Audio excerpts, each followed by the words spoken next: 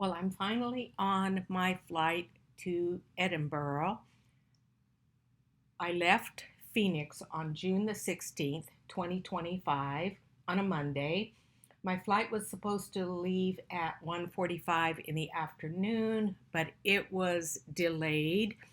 And so then they put me on another flight from Phoenix to Atlanta because I needed to make sure that I made my connection from Atlanta to Edinburgh. But that was also a 3 hour delay. So I have always told myself whenever you travel, there are going to be bumps in the road, unavoidable things that are going to go wrong. And I just kind of go with them and flow with them. They never really upset me. Now, I am flying first class.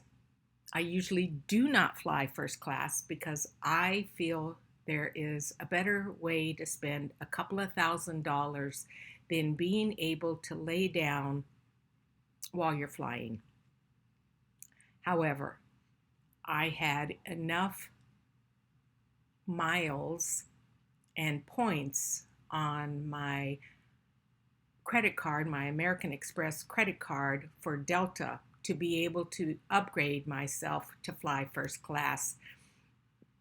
And so I'm just showing you here some of the amenities that Delta gives you flying first class. I must admit, it is wonderful to have all of that room and not be so cramped in the plane. That was definitely a bonus. And the food was a little bit better, but I wouldn't say it's great food.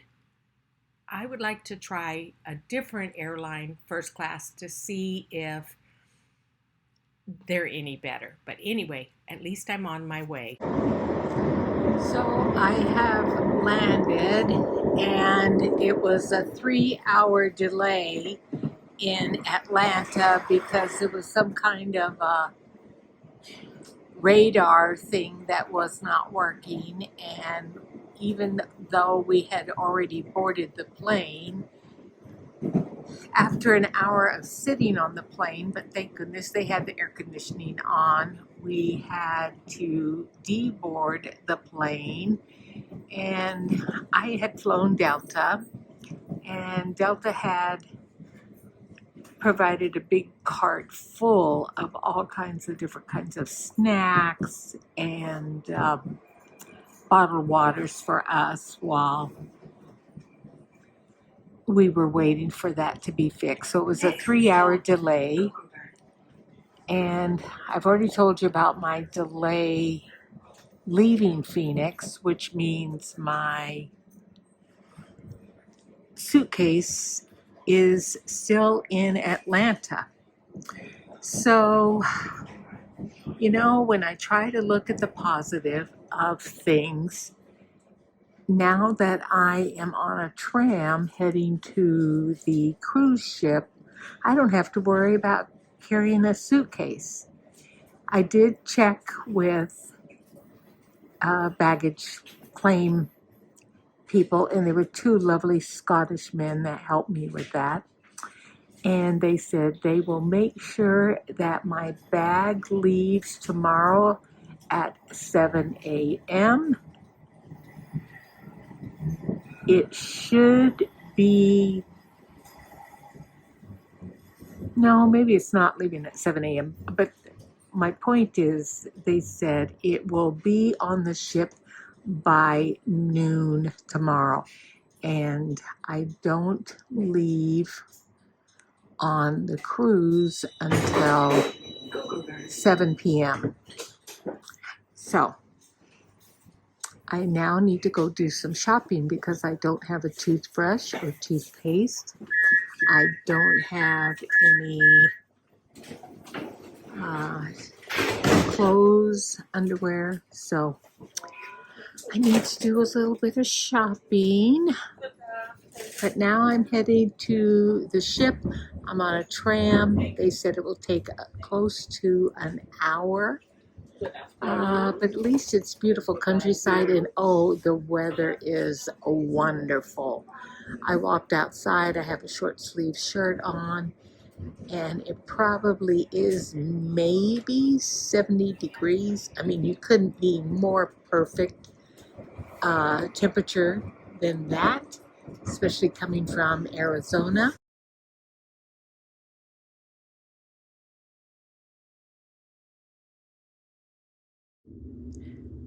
Let me give you a little tour of my cabin. So right now we are docked in Edinburgh. I just came on board and was led to my cabin. So it's nice and spacious. I have a queen size bed. There are bottles of water on both sides. It looks like I have a gift of an Atlas water bottle.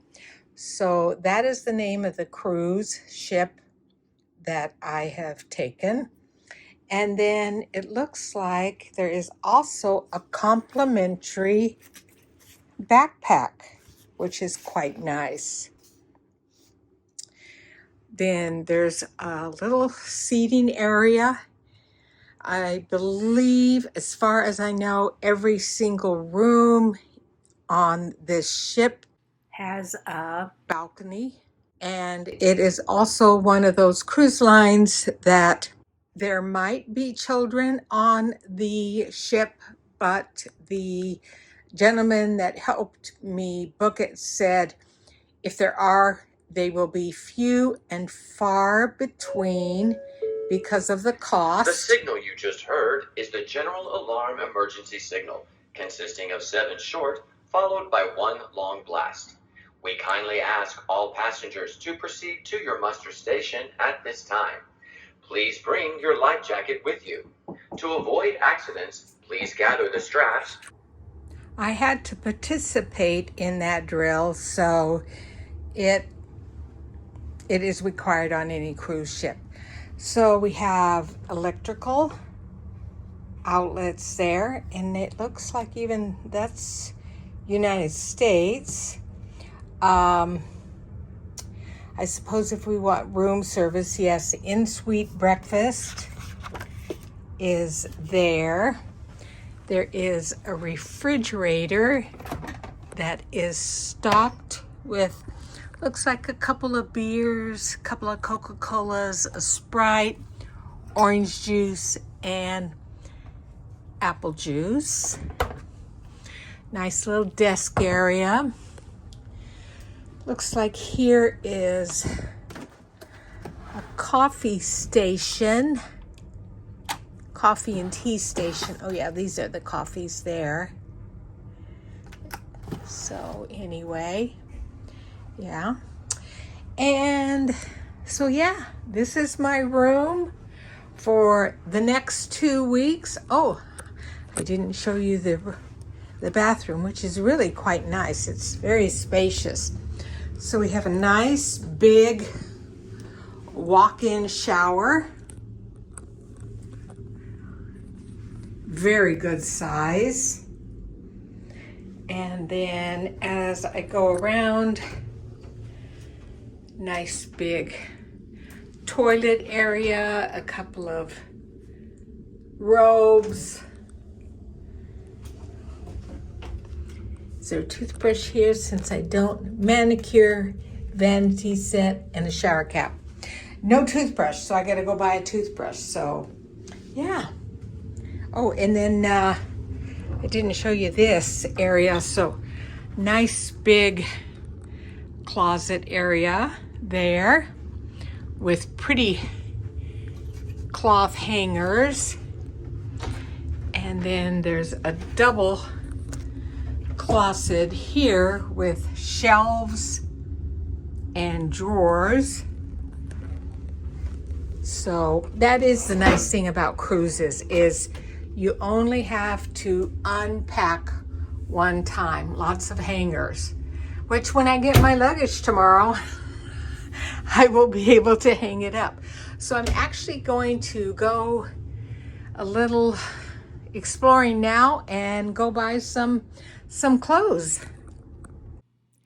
I have learned over the years with several different cruises, you will get to see more if you do book an excursion every single day. My first excursion was here to Rosalind Chapel. It was built in 1446 and it took over 40 years to build. It was about 7 miles south of central Edinburgh. You can see it was Gothic style of architecture, and it was built by Sir William St. Clair. It's just beautiful. There were a lot of carvings on the outside, and of course I did get a pamphlet on it, and it gave us a detailed explanation of each carving and what it may have meant. So I'm on my way to go to a antique bookstore called the Old Book Shop. I found it by watching a YouTuber called DAS. He is a traditional and what I would say is a professional bookbinder, but he had gone to this bookstore and he was talking about it in his YouTube channel. And I remember writing it down because I knew I was coming here and I thought, I've got to check this place out. So as I'm walking to it, I stumble across this beautiful set of buildings which are very colorful, but in the background we've got this old building over it. So there is the store right there. It's called Armchair Books, Victorian Illustrated and Secondhand Books. Now I'm not sure if I'm going to be able to film in there, but we will see.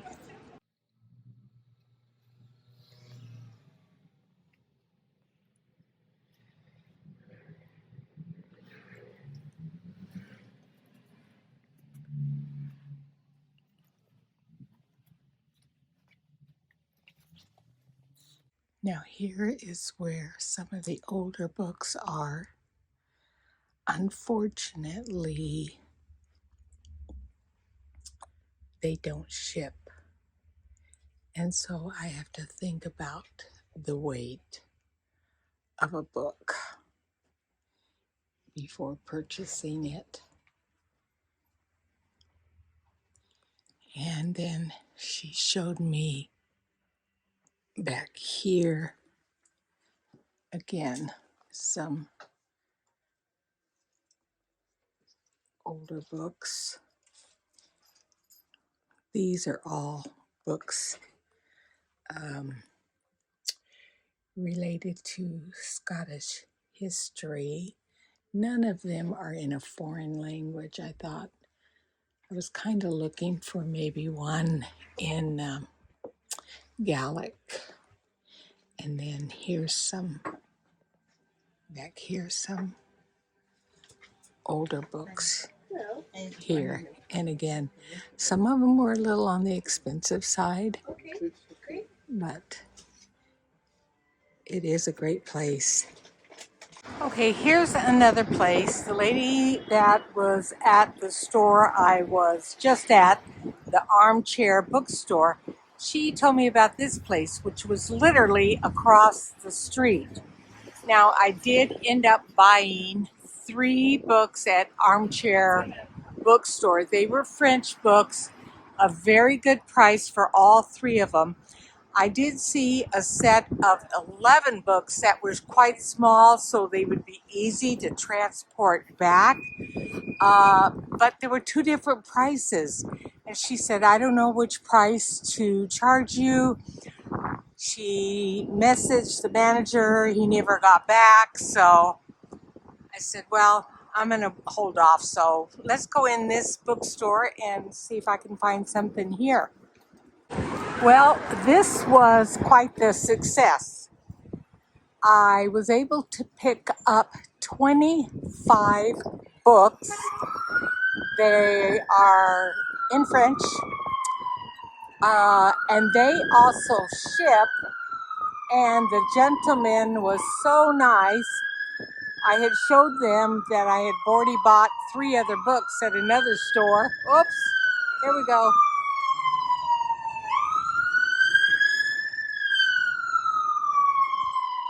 The Scottish Fire Department on the way to help someone out. Oh, here we go again.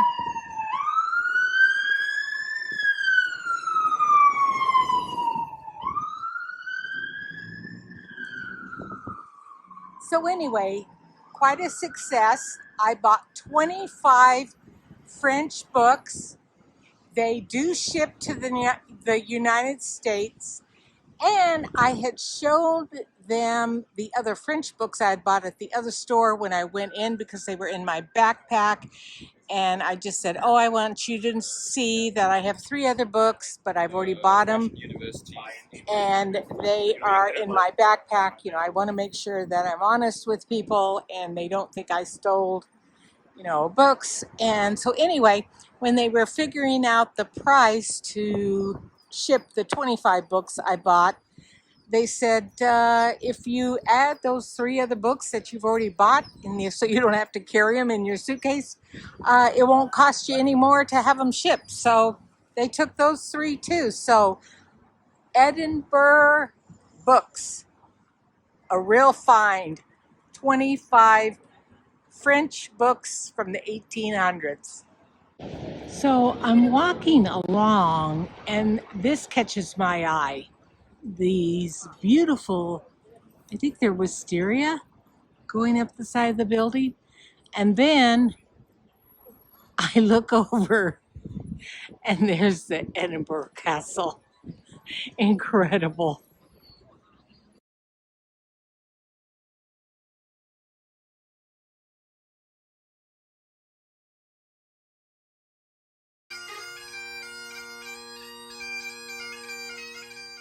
This was back on the ship with a bagpipe player and then 2 young girls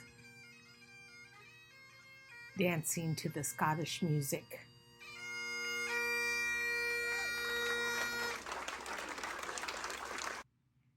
This morning, the ship docked in Aberdeen, Scotland, which is a coastal town. And I just walked around the village for a little bit before my excursion, which would start at 12:15 at this castle here.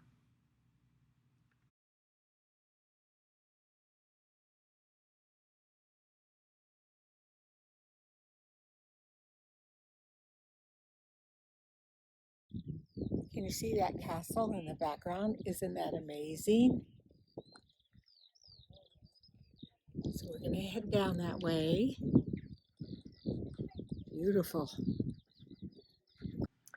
Let me tell you a little bit about this castle. It's a medieval fortress. It's located upon a rocky headland on the northeast coast of Scotland, about 2 miles south of Stonehaven. The surviving buildings around it are largely from the 15th and 16th centuries, but the site is believed to have been fortified in the early Middle Ages. The ruins of the castle, they say, are spread over about 3.5 acres, and it is surrounded by steep cliffs that drop to the North Sea.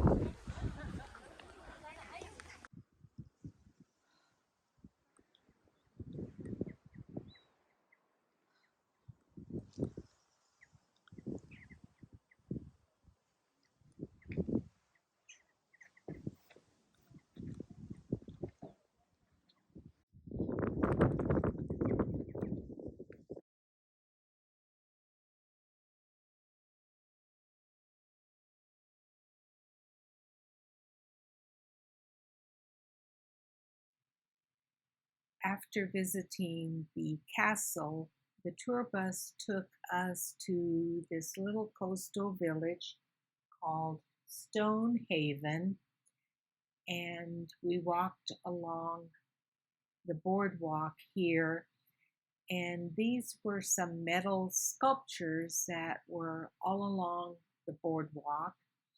And then a friend that I met on the ship, the two of us then went and enjoyed an ice cream at the local ice cream shop. Today our ship traveled from Aberdeen up to Scrabster.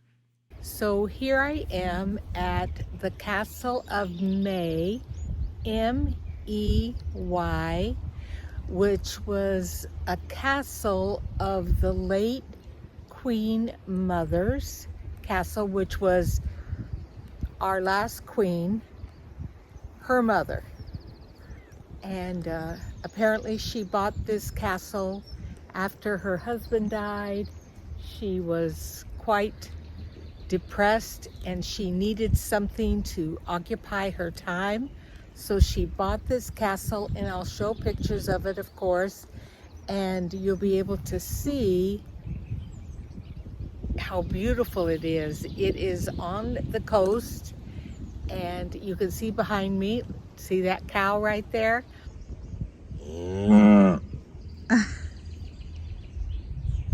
What was that? Huh? Are you talking to me? It was beautiful inside. We were not allowed to take any pictures or any photography, any filming in there.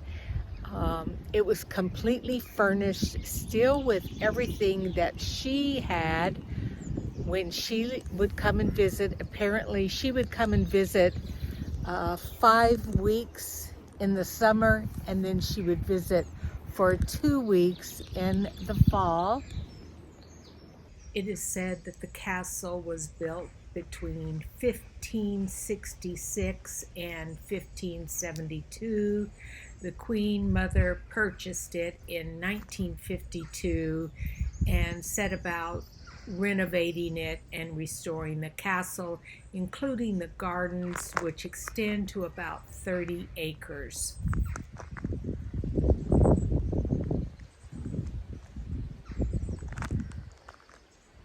Let's take a little walk through the garden here.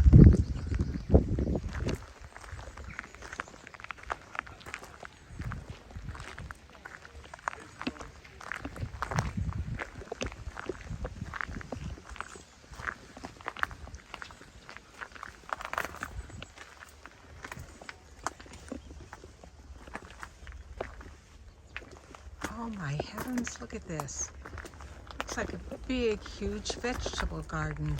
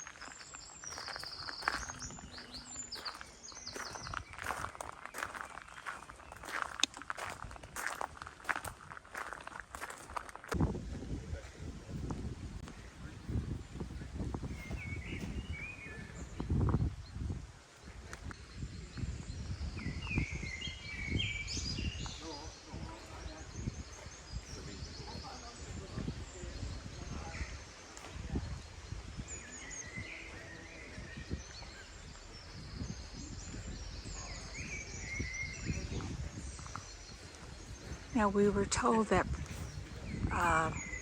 King Charles does still visit here.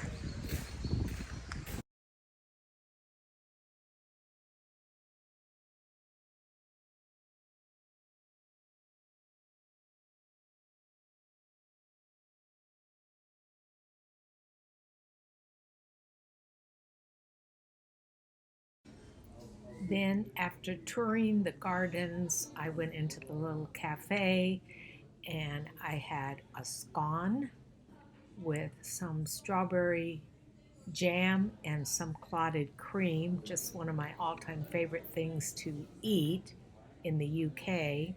And then we drove from Scrabster to Thurso and we visited that little town.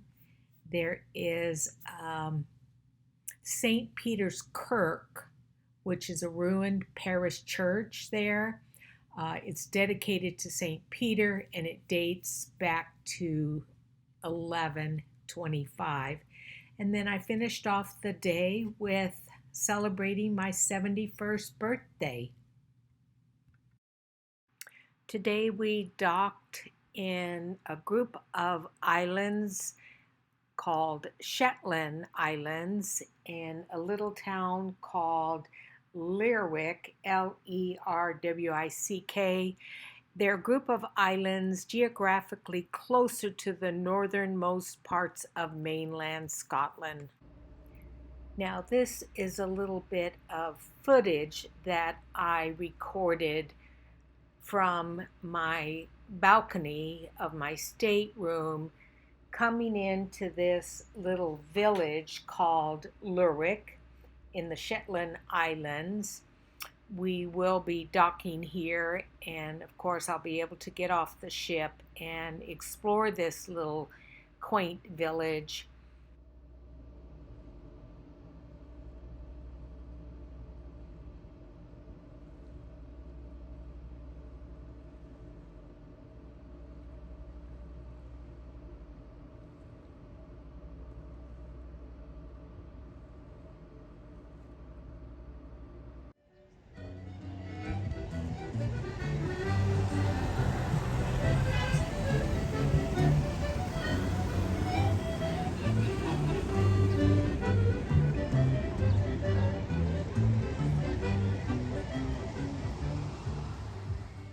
So I stopped in here and I bought some shea butter from this shop owner that makes handmade soaps from goat's milk.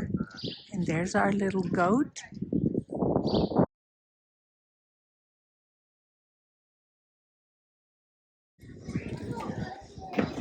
Just taking a little stroll through Shetland, Scotland.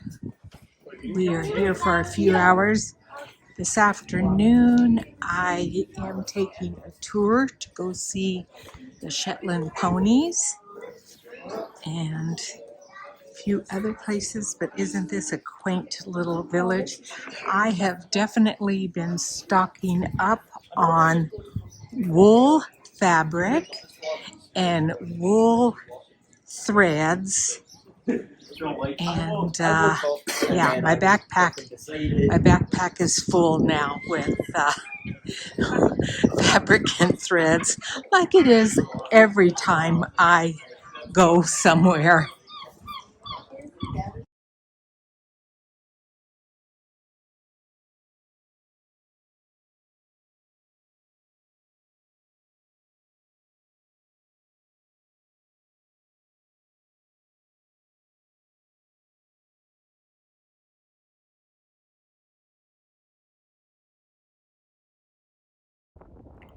This beach is a large natural sand causeway with sea on either side.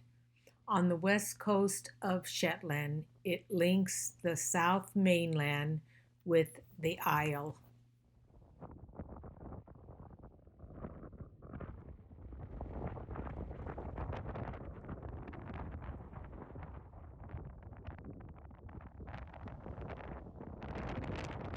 The Shetland pony is a Scottish breed of pony originating in the Shetland Islands. It can stand up to about 42 inches and it has a heavy coat with short legs. It's really strong for its size and it's used for riding, driving, and pack purposes. Shetland ponies were first used for pulling carts and for carrying peat, seaweed, and plowing land. Then, as the Industrial Revolution increased the need for coal in the mid-19th century, thousands of Shetland ponies were taken to mainland Britain, working underground hauling coal. Coal mines in the eastern United States also imported some. The last mine that used Shetland ponies in the U.S. was 1971.